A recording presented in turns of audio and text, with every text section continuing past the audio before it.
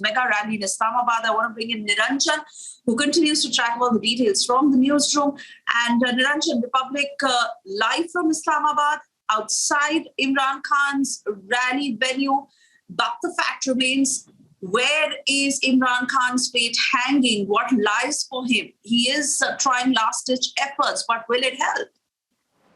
Let's go across first up to the live pictures or the latest pictures that came in. In fact, there were live pictures that came in on news agencies. I'd like to go across full frame. You had those large convoys of cars. We were told that that was Imran Khan's convoy headed to the venue of the rally. Those are live pictures on Pakistan television as well. In what could be his swan song. Will it be his swan song? Will he resign? Indications are he might do something dramatic. He had three options in front of him. His closest advisors have asked him to perhaps not step down now, but announce early elections.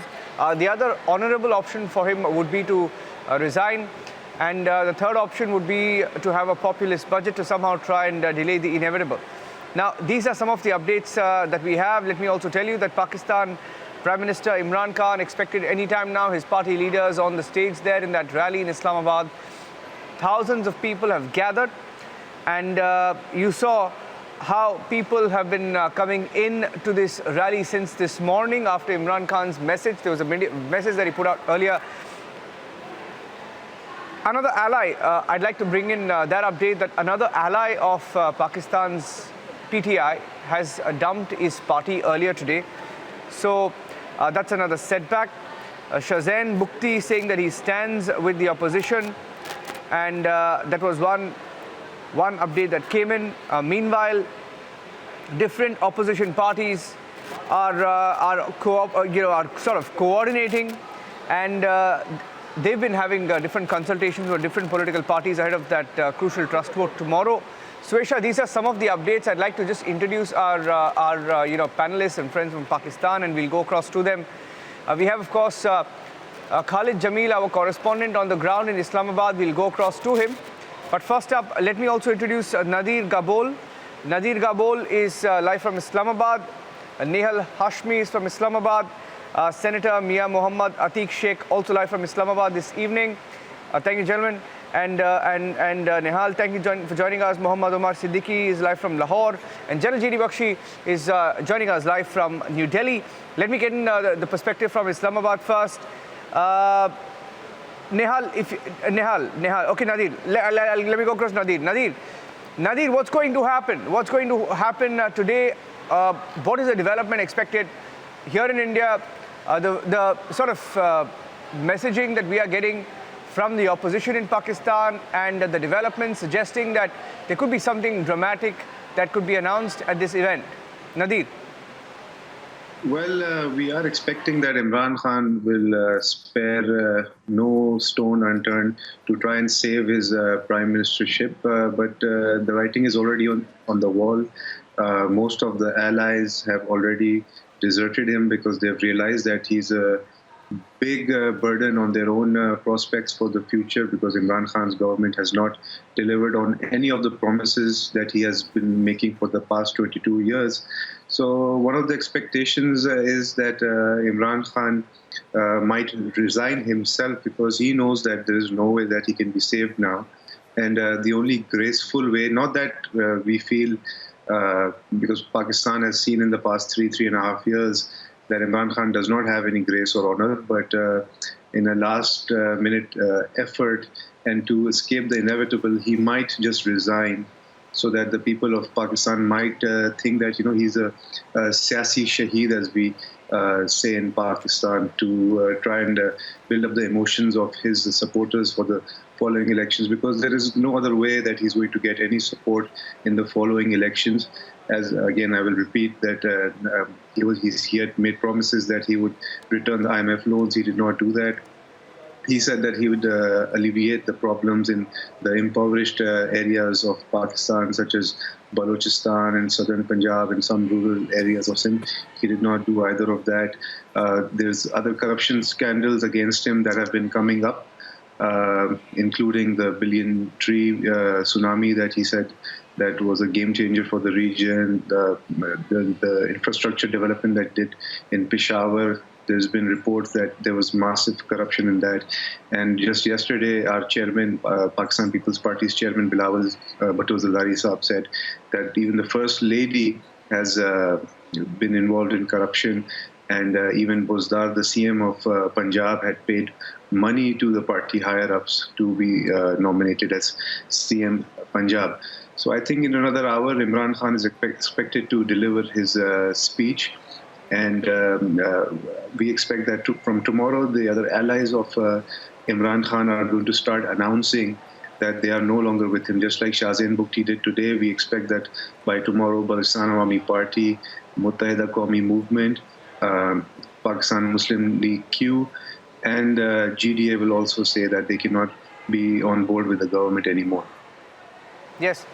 I have Nihal Hashmi also joining us, Senator, PMLN, and former advisor to the Prime Minister on justice and human rights. Nihal Hashmi, if you can hear me, before I go across to Muhammad Omar Siddiqui of the PTI, if I can get in your view, you just heard Nadir Gabol saying that the writing is on the wall for Imran Khan.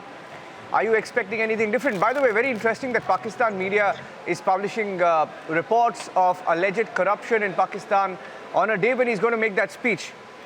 Coordinated perhaps, but can I get your response on that, Nihal? Bismillahirrahmanirrahim. Perhaps it is the ongoing future of all democratic countries where the opposition level allegations against the government for massive corruption, and the government used to level corruption, same allegation on the opposition that in previous they have done all these things. So it is a general tendency all over the world where the democracy is this, and particularly where there is a parliamentary form of democracy. So it is not a new thing in Pakistan. When the government is failed, particularly in our present government, they have miserably failed to provide any relief to the common man. And the ongoing edible items, the market is gone high, so the unemployment has been increased for various reasons. But I think that it is a general normalized. It is not something very extraordinary thing in this region. Okay. Well, a surprising response from you. Let me get in the PTI. Omar Siddiqui, you heard both the opposition representatives on Republic. Can I get your party's response? Will he resign? What are the options in front of your leader? Bismillahirrahmanirrahim. First of all, thank you so much. First of all, let me assure you one thing, that inshallah, Imran Khan is not going anywhere. He's not going to resign or something. And whatever you are watching today, the people coming from overseas, abroad. Imran Khan has gained much popularity because of these goons. Imran Khan had a few issues that were, we as a party believe that COVID issues were the main point where price hikes and everything turned into, bad politics or something. But if you talk about the situation where, he's a corrupt or something like that. Secondly, you guys, you were listening to Mr. Nadir and Nihal Hashmi. They both are elder to me, and they're just like my elder brother. But the thing is, do they know that their leaders have been practicing corruption since 30 years, and they're talking about Imran Khan and his corruption for 3 years. Trust me, Imran Khan is a very honest person. Every Pakistani knows this thing. He has been proved to be a very trustworthy and a non-corrupt politician around the globe. That's why people from abroad are coming to join his jalsa and to give support to him and to show that yes, we are standing with you at every point of life, wherever you need us.